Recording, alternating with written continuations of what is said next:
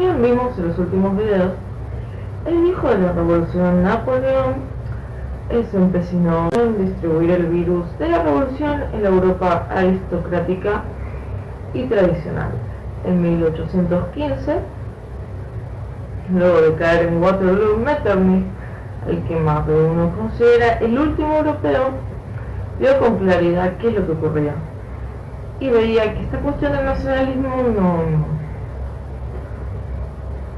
no se iba a traer problemas en el futuro. Las revoluciones tienen escala, digamos, internacional, y cada vez que uno le daba una atribución, es como que le das la mano y te agarran el codo, que con la subversión no se pactaba. Él lo vio claramente y fue por eso que él pudo ser el titiritero básicamente de Europa. Lo que debió ser un poco más fuerte fue esta cuestión de la Santa Alianza, que formó incluso con Rusia. Si me preguntan a mí, con el diario del lunes, Roma debió ser un poco más taxativo en su apoyo a esa alianza. Algunos han llegado a decir que por qué no se establecía algún tipo de caballería templaria, las teutonas. Bueno, no suena descabellado, porque como bien pasó en Francia, si el rey no hubiese querido agradar, porque en realidad Luis, antes de la Revolución Francesa, había querido agradar al pueblo. Bueno, no, debió haberlos barrido de entrada. La cuestión es que luego de las revoluciones del 48, cae Metternich, pide su cabeza, y ahí cuando cae Metternich es como, oh shit, it's going to happen again. Pero alguien había aprendido muy bien de Metternich, y ese fue Otto von Bismarck. Bismarck era un aristócrata de Prusia que era muy conservador, algunos lo tildaban de peligrosamente derechoso, estaba en contra de las revoluciones, reaccionario, pero vio que no podía cambiar la realidad. Las cosas iban a ocurrir. Entonces, como hizo Rosas, que monitoreaba a los gauchos, a veces es mejor, si uno no puede controlar las cosas o cambiarlas, intentar como monitorearlas. Dijo, evidentemente esta cuestión del nacionalismo, el separatismo, el liberalismo va a continuar, pero tal vez yo me puedo ocupar de todas estas cuestiones, y además, ahora que ya no está Metternich, buscar la supremacía de Prusia por sobre Austria. Disraeli decía que Bismarck hablaba tan bien como escribía Montaigne, es decir, tenía su encanto.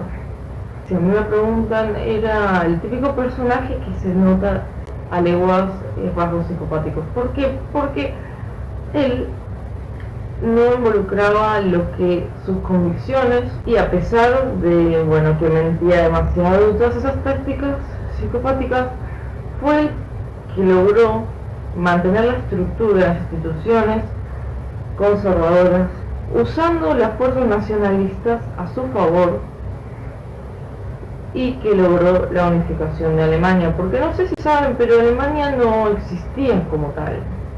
Estaban los pueblos alemanes, y entonces ahí empezó su cuestionamiento, el romanticismo, los hermanos Grimm, que querían saber qué era ser alemán. Bueno, todo esto estaba ocurriendo, y la revolución del 48, estaba Wagner, Bakunin, mucha gente bien pensante, y se dio cuenta Bismarck que no iba a poder detener eso, pero tal vez lo podía usar a su favor. Lo que sí hay que remarcar, que si no hubiese existido un rey, Bismarck no podría haber existido. Su posición fue más que nada siempre tener que convencer al rey para lograr sus objetivos, sin ningún partido detrás, sin el apoyo de las masas, pero él logró dominar Prusia y Europa, básicamente. En una reunión con otros diplomáticos en Inglaterra, va y dice: mi intención que no había ninguna posibilidad segura de esto que empezó a decir, pero él como que lo tenía resuelto. Es lograr guerras primero con Dinamarca, luego con Austria, y hagan llegar a su majestad que esa es mi intención y que voy a lograr un gobierno fuerte en los estados germánicos. Algunos se lo tomaron a chiste, pero Disraeli, cuando acompañaba a un diplomático austríaco, le dicen: lo va a hacer, no estaba equivocado. Muchas veces hacía cosas que no estaba muy que obligaba al pobre viejo rey a hacer cosas que no quisiera, pero logró sus objetivos. Allí, cuando tiene la cuestión el rey que tiene que pasar un presupuesto para el ejército, y los liberales, obvio, ponían sus excusas, dice: tal vez necesitaría un aliado conservador. Bueno, pero ya no fue un aliado, sino que él pasó a ser el rey de Bismarck. Pero funcionó. Es decir, esa estructura fue lo que también pudo hacer que Bismarck hiciera lo que hizo. Allí es donde va y da este discurso de que las decisiones que darán buenos resultados no se basarán en el voto de la mayoría y en discursos, sino en blood and iron. Y estaba siendo literal. Lo de la sangre lo sabemos, pero con lo otro también, porque lo que logró Prusia fue una gran industrialización. Usaban los ferrocarriles para la guerra, es decir, fueron eficientes en la guerra también porque se industrializaron a un nivel que estaban superando a Inglaterra. Y su idea de la supremacía de Prusia sobre Austria, que solo podía ocurrir ya ahora que Metternich no estaba, porque Metternich fue el hombre más poderoso de Europa en su momento, consistió en lo siguiente. Primero tenía que ir en guerra, porque no es incluso que eran iguales a Austria, había cierta... Austria era muy superior a Prusia, incluso en las reuniones los diplomáticos austríacos podían fumar y los prusianos no, y ahí apareció con su arrogancia Bismarck fumando sin parar. Primero van a la guerra contra Dinamarca, ambos, como para decir: ahora me ganaré tu respeto, Austria. Claro, sí, ahora pasaron a ser iguales, pero luego dijo: bueno, ahora iré a guerra contra Austria, lo cual se consideró una guerra fratricida entre muchos, porque en ese momento no estaba la concepción esa de que eran algo diferente. Para muchos fue como una guerra civil entre pueblos hermanos. La cuestión es que ahí, si Prusia gana, ya está, logró la supremacía de Prusia. Pero él no buscaba desmoralizar al pueblo austríaco porque los necesitaba de aliados en el futuro y a la vez quería lograr esta unificación de Alemania. Ese era su objetivo y lo logró. Entonces dice: no me tengo que poner en contra, no los tengo que desmoralizar, como si desmoralizaré al pueblo francés porque nadie quiere a los franceses. Entonces lo que ocurrió fue lo siguiente: él fue en alianza con Austria, ella siendo superior a Austria, contra Francia, que estaba Napoleón III, digamos, no fue muy complejo. Y a la vez, ahí sí no tuvo reparos en pedir reparaciones, desmoralizar un poco al pueblo francés, porque nadie le importaba de Francia, incluso un desfile militar, y logró allí que Baviera, que no tenía su aprobación, se uniera con él contra Francia. Es decir, lo del enemigo común funcionó más de una vez. Lo que pasa es que en general nosotros lo hemos usado contra de manera partidista en guerra civil interna que no sirvió de nada. Pero en ese momento él sirvió para generar el apoyo de algunos sectores que no tenían su apoyo, porque Francia es como quien no detesta a Francia en Europa. Y a la vez tuvo esta gran idea que todavía fue como lo que terminó de destruir la moral francesa, que en el Palacio de Versalles, en el Salón de los Espejos, dijo qué gran momento para declarar acá el imperio alemán. Hay una cuestión semántica porque el rey no quería ser emperador de los alemanes, sino emperador de Alemania. Puede sonar una estupidez, pero en su momento tenía su importancia. Incluso Napoleón no fue emperador de Francia, fue emperador de los franceses. Hay algo ahí de cuestión, creo que yo dije que no se lo veía como un caudillo, porque es cierto, no había una cosa de verlo de manera tan vertical. Era el hijo de la revolución.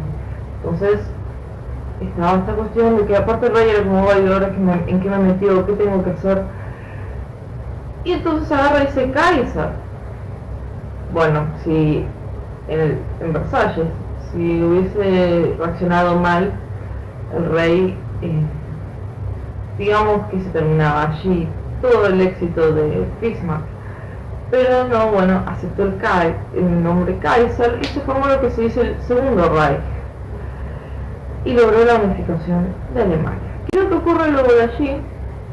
Una gran industrialización, todo ya sea industria farmacéutica, ferrocarriles, pasó a Inglaterra en producción, y a la vez tomó unas medidas internas que logró, digamos, neutralizar a los liberales y a los socialistas. ¿Qué es lo que hizo? Bueno, primero dijo, el socialismo es muy malo, es una gran amenaza.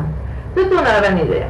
Voy a prohibir la propaganda socialista, los voy a prohibir básicamente, pero voy a tomar medidas que no les desagradará a muchos a los socialistas en sí, sirven. Y además tiene un concepto esto medio del vasallaje de aristócrata, no es tan loco cuando a él se le ocurre la jubilación, que ocurre, o sea, Bismarck la implementa, porque era lo que ocurría con los aristócratas y sus campesinos. Siempre se los cuidaba luego de que no podían trabajar más. Entonces aprueba, implementa la jubilación, todos los seguros sociales, el tema de que como había ocurrido la revolución industrial y se estaba industrializando a gran escala en Alemania, el seguro por desempleo, y si tuviste un accidente, bueno, fue una gran movida. Luego dijo, bueno, tengo que lograr el guiño de los liberales, porque los liberales es como que pueden ser un problema. Hizo una movida orquestada, una movida de ajedrez, como que hubo una polémica y devenida con el Papa, que fue artificial, pero allí los liberales que estaban, este es un conservador reaccionario. Ahora no me desagrada tanto porque discutió con el Papa. Bueno, ahí se ganó el guiño de estos bien pensantes liberales. Podría considerárselo el creador de la realpolitik, porque él en realidad no le gustaba para dónde estaba yendo la sociedad. Incluso en uno de sus antiguos en una de sus antiguas máximas había dicho que si el populacho se expandía mucho en la ciudad, y facilidad continuaba la revolución, había que barrer las ciudades de un plumazo, pero que el orden no debía alterarse. Pero dejó todas esas frases para su conciencia, y en la medida de lo que pudo mantuvo los estamentos, los Junker, que se decían alemanes, utilizando la guerra de la revolución a su favor, y mantuvo la sociedad conservadora intacta y unificó Alemania, industrializó, incluso el desarrollo del ejército, para el cual necesitó un presupuesto aún mayor, fue de la mano con la industrialización. Y hay que entender que el realismo, la realpolitik, el pragmatismo, nada tiene que ver con los ismos, ni con el nacionalismo, ni con el liberalismo, ni con el socialismo. las ideas no son muy compatibles con la realidad. Entonces, para mí, los personajes como Bismarck se ve muy de vez en cuando, porque efectivamente él hizo mucho más por sus estados que un hombre como Napoleón para Francia. Sus métodos podrán no gustarles a algunos, pero al fin y al cabo, ¿qué importa? Lo logró. Cuando tenía que escribir a Bismarck, decían que era encantador, que hablaba bien. Yo dije que Disraeli y en general incluso la reina Victoria lo tenían en alta estima, y decían esto, que podía ser racional o muy frío, emocional o muy cortante. ¿Qué fue Bismarck? Bueno, no se sabe. Algunos decían que fue un demonio. ¿Lo fue?